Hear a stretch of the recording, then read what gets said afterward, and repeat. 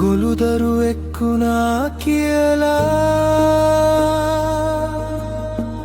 අනේ අම්මේ මාව දාලා ගියේ ඇයි මේ ලෙස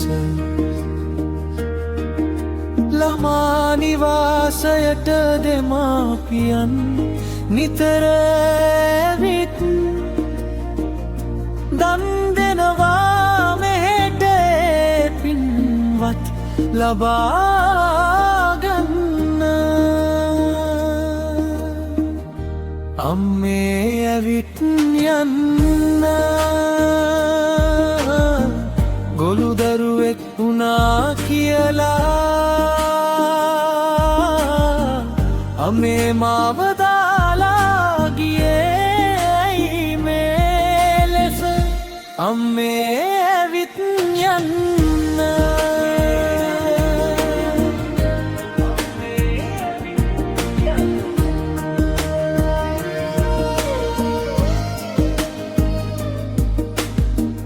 මන් මෙලොවට ඉපදීමන් කරදරයක්ලු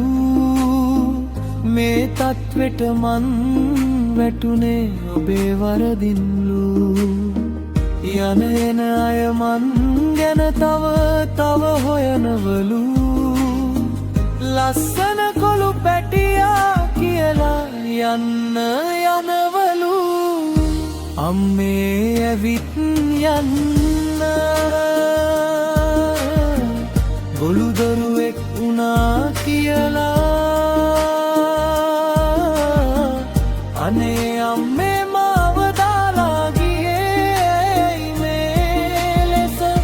අම්මේ ඇවිත් යන්න